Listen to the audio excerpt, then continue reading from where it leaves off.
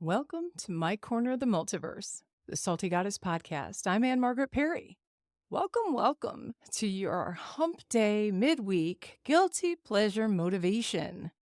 We are going to shift gears from last week's episode speaking about professional entities and what's important for your professional success. And we're going to talk about personal relationships now because it was brought up. Someone asked me a few questions about how you rate or how you manage personal romantic relationships. And again, as I mentioned in one of our first episodes, that relationships should be absolutely treated like a bank account. Deposits are made, withdrawals take place. At the end of the day, if that bank account is overdrawn, you have to decide whether or not you want to keep this relationship alive. Now, I made the exception, right, that there are some times we're having a crappy day, it's a long week, we've got health issues going on, family pressures, work pressures. Sometimes we take a little bit from our savings account, cover that overdraft, and move along. That's what partners do. However, at the end of the day, if you are repeatedly pulling from your savings account to cover those overdrafts, you are doing yourself a disservice. So don't do that. At the end of the day, if your partner does not give you what I call my 8 salty P's of partnership, it's time to kick them to the curb. Don't care, man, woman, child, don't care, same sex, doesn't matter to me. I don't care. A romantic relationship has to have a basis of respect. And there are 8 things that are extremely important in any relationship. So this week's podcast is P for partnership. I know, I sound like Sesame Street sometimes. I can't help it. But it's important. This makes it easier to understand and to remember those things. Now, when it comes to partnerships, there's no such thing as leading and following. I am a firm believer that in a partnership, we stand together. We walk side by side. I was not built to follow. I don't want to lead. I want someone that walks beside me and is aligned with me. I don't want to play games. It's not about mind games or any of that stuff. But if you are building a lasting relationship, that relationship should first give you peace. And if there isn't peace, why? Why isn't there peace? You have to ask yourself those questions. Now, previously, we talked about, do you need love? Is it romance? Or is it more like a negotiation and a business deal for a romantic long-term marriage? And I said at that time, it starts out with the chemistry and the romance. And then if you're smart, you come at marriage like a business negotiation so that you know whether or not you are aligned properly for a 50-year marriage. And maybe if more people did this, we'd see better statistics as far as longevity for relationships. Life is not a Disney movie. It's not a Hallmark Channel movie. Okay? I spoke about vulnerability in your growth. If you cannot be vulnerable with the one person that you plan to be the most intimate with for a long time, why are you even bothering? That's a waste of everybody's time. So let's start with some of these 8 things. We talked about peace, right? Because we know that true power is calm. It's not chaotic. Will there be chaotic moments? Absolutely. But at the end of the day, marriage, long-term partnerships, relationships, that gives you calm. It gives you a feeling of I know that the minute I step foot inside that door, I'm going to be unburdened. That's what it should bring you. And if it doesn't, a reevaluation should be taking place, okay? So presence, are you all in? Real partners, they show up emotionally, physically, mentally, right? Not just when it's convenient, but even in the hard times, and especially in the hard times. It is in the hard times that it is the most difficult to be present. But if it gets hard and you check out, how do you resolve those things? You got to be able to stand toe to toe, my friends, and discuss and talk and give grace. And to give grace. Okay? If the two of you are having a discussion and you're not aligned in that conversation, and somebody's constantly staring up into the corners of the room, fiddling with their phone, or watching a TV show, that's not presence. Just because someone is in the same room as you, that doesn't mean they're present in your conversation. So presence. Parity, right? This is the soul of a relationship. It is shared power. It is that I don't lead, I don't follow, we walk side by side. Every once in a while, I think about that, and I hear and I see a lot of writing on the internet about, oh, be submissive, let so-and-so lead, let this happen.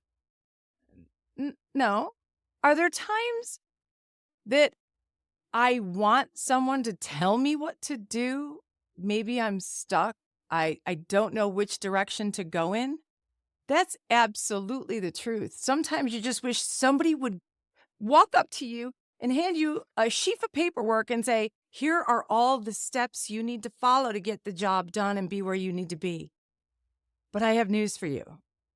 That might be their steps. They might not be yours. So, be present and share power. You each carry the load. Does that mean that there won't be days that you're going to do 140% of the work while your partner is working through something? Some days you will. Some days you will show up and do 140%. And then there will be days when you don't. But again, remember, this is where the deposits and the withdrawals come into place. And if you are the one that is always showing up with 140% of the workload on your lap, your shoulders, that's a withdrawal. Ladies and gentlemen, that is a withdrawal. That should not be taking place. Okay? Short time? Yes. Every once in a while? Yes. Okay? So, P, for participation. All right? You both are doing the work. It's pretty much the same thing with parity, right? Share the power, but also share the workload. And I am not just talking about doing the dishes, doing the laundry, mowing the lawn, taking out the trash, feeding the dogs. I am talking about all of the things, everything.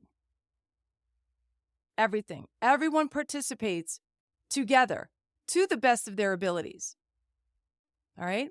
That doesn't mean that if you're a stay-at-home parent, that suddenly every household chore is your responsibility every day of the week. That's not what I'm saying. However, if that's your jive and you enjoy that, and that's what you and your spouse agree to, oh, friends, take it and run with it. Take it and run with it. That is your honesty. That is your authenticity. That is your thing. Don't let anybody else tell you there's something wrong with that.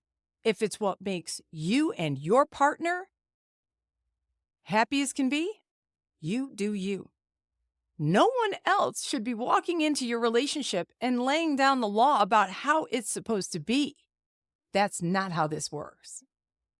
This is for the two of you to decide what's appropriate for you and your family and your situation. And also know this: if that's how it starts out, that doesn't mean that it cannot morph into something else later.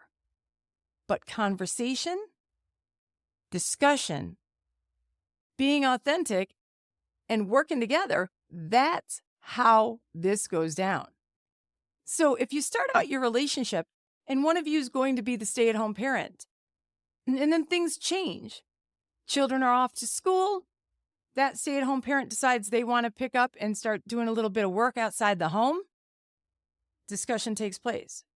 Everything in life is fluid. Nothing is truly black and white where those roles are considered. Okay? There are some non-negotiables. Don't take this to the extreme. Don't be that jerk. Don't be a jackhole about this, okay? No, it's not okay to step outside your relationship with another person, unless that's something you agreed to. That's not what I mean. What I mean is, if things change a decade into your relationship, there's nothing wrong with what I guess you would call renegotiation. It happens. You renegotiate employment contracts, you renegotiate car loans, you renegotiate home mortgages. You can do all those things. You can renegotiate what goes on inside the four walls of your shared domicile. I don't want to hear, oh, well, this is how it started out. This is what I expected. It might be what you expected. But things are fluid. Don't get that twisted, all right? Your purpose should be fairly well aligned, right? A shared mission, right? Even if it's just building a safe, secure space where you both can grow, there's nothing wrong with that shared purpose. But you have to be aligned. If one of you decides you want to go on for further education to seek another degree, that discussion has to take place, and the conversation goes on about what that's going to mean for you as a family unit, whether it's marriage or just living together or however this is going to work. But a shared purpose allows you to work together to build together. And there's nothing wrong with that, but you got to have a shared purpose. One of the most important P's of partnership is patience. Patience, understanding that not everybody grows at the same rate, that there will be some barriers to growth for some of us, and helping your partner work through those barriers. But also know patience has a limit. Now, here's where I've got a whole other story for you. And this comes from a couple of different situations that have happened in my past. All right. A relationship with an individual that refuses to grow. Refuses. Oh, don't get me wrong. They're mouthing all the right words. But no growth takes place. None. Over months and years. Zero growth. Zero understanding. Sometimes you just can't continue. Patience should not continue beyond the realization that that bank account is so overdrawn. It will take forever to bring that balance even just back to zero. All right? So you have to come to the realization that some individuals don't ever want to step outside their comfort zone of what they believe they know. And no amount of you pulling and pushing and negotiating and begging and promising is going to get them to see anything different. It's a sad day when that happens, but you have to have the strength to cut them lose. Time is your most valuable currency. Stop wasting it on people that never come to the table. Okay? And this is true not just for partnerships in your personal life, but business, employment, work, all of it. You have to understand there are some people that are not interested in growing. So, not too long ago, I had a patient who started a conversation with me about the fact that I do not discriminate against who I treat. I have a private practice. And this individual was like, I saw that you said that you're a safe place for all patients. Yes, that was my oath when I became a medical professional, my friend. And I received the lecture. Oh, well, when I went to school, I learned this, and this about biology, this about marriage, and so on and so forth. I don't agree with what you said. I looked this individual dead in the eye and said, that's all well and good. So you believe something out of a book that was written a couple thousand years ago. You believe what was written in a biology text. When were you in high school? 40 years ago? Okay. I have an idea. How about I go find some textbooks from those time frames and start treating your medical conditions according to those guidelines? How about that? Your choice to come here or not. But I will not change my perspective in that respect. I will not go against my oath. And I will not discriminate. Period. Those are non-negotiables. Those are acceptable non-negotiables. And this individual didn't, just was like, well, why would you treat my medical conditions on outdated information? I said, the same reason why you're behaving based on outdated information. Get real with yourselves. Y'all, it's okay to apply those rules and regulations to people, but then you don't expect them to also be applied to you. You tickle me. Y'all tickle me with that crap. And I don't care what you believe. I don't care if you believe that the moon is made out of cheese. You may believe anything you wish. However, you will not tell me what I need to believe. That's not how this works. This is the land of the free and the brave. By the way, I'm free and brave. I'm okay with that.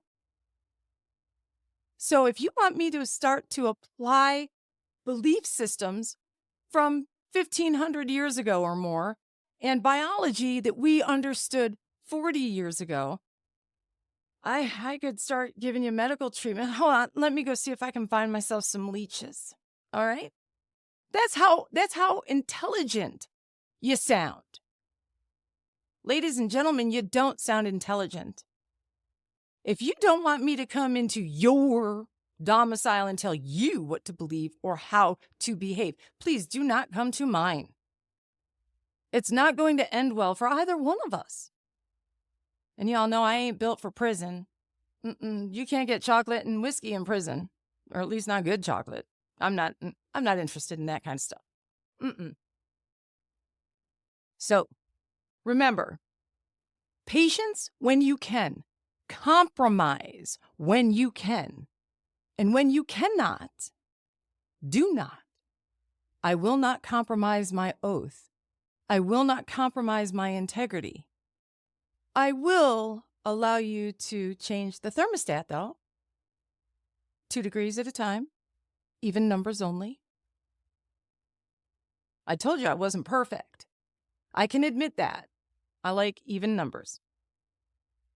So, the thermostat goes on even numbers. Kind of wild, I know. But you get the drift.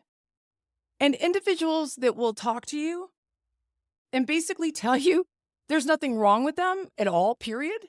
Oh, help me, please. Please help me. Help me understand this. That's not accurate, my friends. It's not accurate. We could all improve something about ourselves. Okay? All right. Protection. Protection is a P that we should live by. It's a rule for partnership protection. You guard each other's hearts, dreams, spirit, reputation. Okay? You do it out of love and respect and a little bit, of loyalty. Protection. You're both responsible for protection. I know, you guys, y'all, you're the protectors and the providers. But the truth is, you both provide a certain level of protection. That protection, that patience, that parity, that presence, that participation, all work towards that peace that you should be able to find inside your home, inside that relationship. All of these things work together. All of them work together. You have to assess whether or not these items are being fulfilled and whether or not the individual that you're with, their words and their actions are equal. Or are the words disingenuous, perfidious even? If they are, perfidious is not a word on my list of P's. For a great partnership, they're not. So don't allow that in your relationship and lay that down so that it doesn't take place. So protection is both, responsibility of both parties, and it's extremely important. You can't expect to show your partner a level of respect if you're not protecting their peace as well. So keep that in mind. Those are all really, really important pieces of the puzzle for how relationships build, grow, become stronger and deeper. Which brings me to the next section, which is the next P in partnership is all about passion. Passion. And I don't mean sexual passion, lovemaking, sex, any of that stuff. That's not what I mean. But passion for one another to be better, know better, learn more, and to grow. If there's not a passion for that on both sides, neither of you will truly be successful together. So that's what's important. Those P's of partnership, they all have to be fulfilled. Now listen, if you have them on a bar graph, they're not all going to be filled to 100% all the time. There's give, there's take. There's success, there's failure, there's forward progress, there's reversal of progress, there's no progress, there's negative progress. It happens. And that is the journey of life. So you embrace it. It doesn't mean you have to enjoy it, because you don't. Nobody enjoys negative progress. No one. And no one has all the answers. What is peace, protection, parity, power for you might not work for your sister, your brother, your dad, your mother. It's different for everyone. But you have to find it. You have to define it. You have to discuss it. So discover, define, discuss. Those are the 3 Ds of your partnership and your relationship, right? It's the 3 Ds of development, to be frank: personal development, professional development, interpersonal relationship. So again, having the P's of partnership sit front and center is important. So what ended up happening in that one relationship where the 8 P's weren't being fulfilled. It ended. And I had zero compunction and walked away. Was it easy? Not at all. Not at all. And it never is. The grief that you suffer at the end of any relationship is absolutely normal. And it doesn't matter if it's an employment relationship, a romantic relationship, or a friendship. You suffer grief at that loss. And it's all right to grieve it. But you also have to walk away and eventually get through it.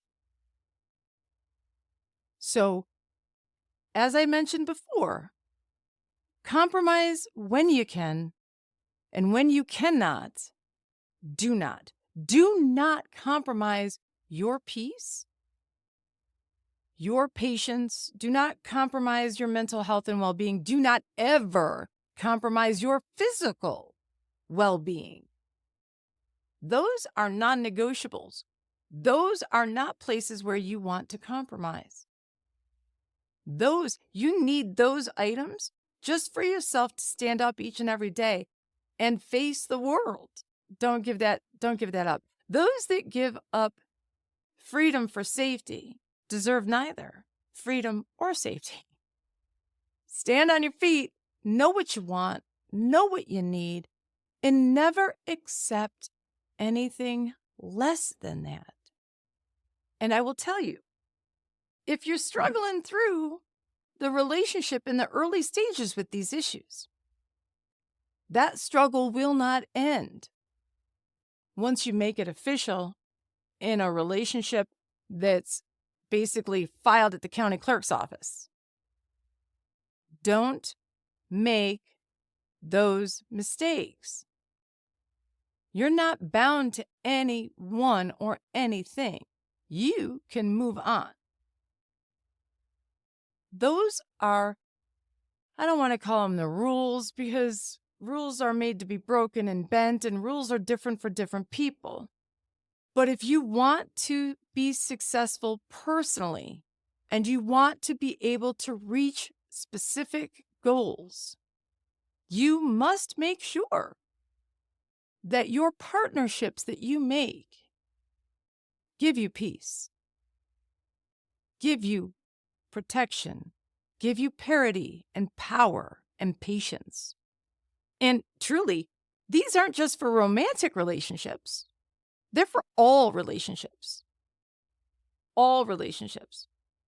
Make sure that you are not compromising your standards for someone that wouldn't be willing to compromise their standards. That's that parity thing.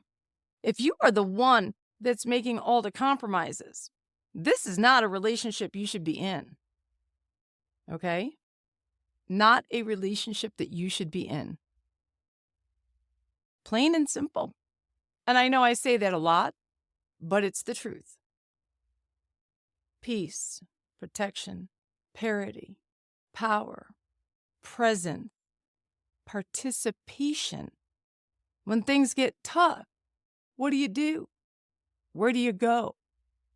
Do you participate in solving that toughness, getting over that hump?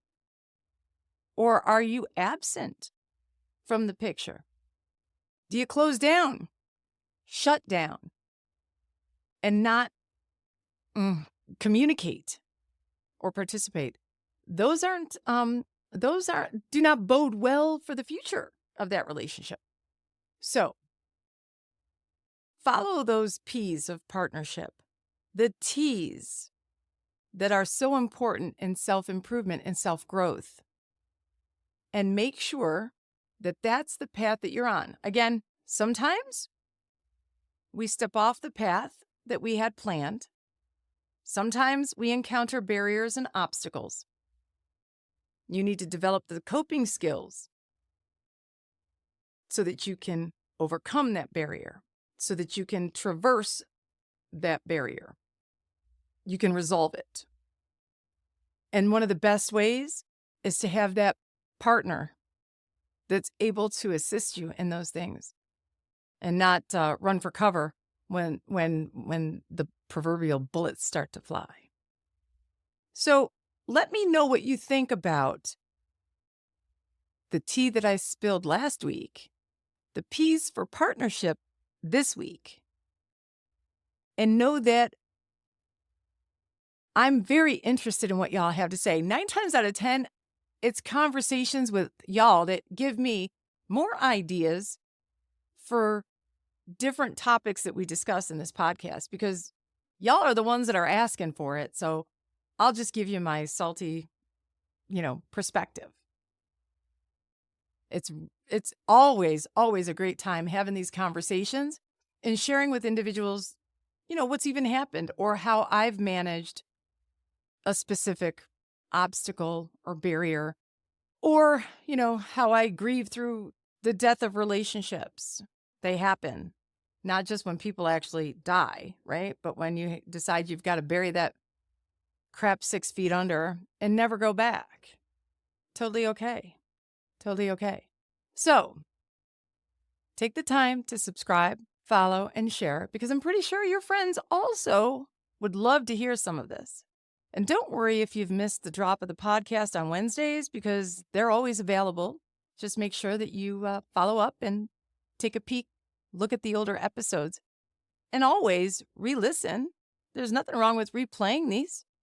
Every once in a while, we need to hear something more than once to make it stick. And that's totally okay, because we know that with repetition, that's how it works. So thanks for joining me in this corner of the multiverse. This is the Salty Goddess Podcast.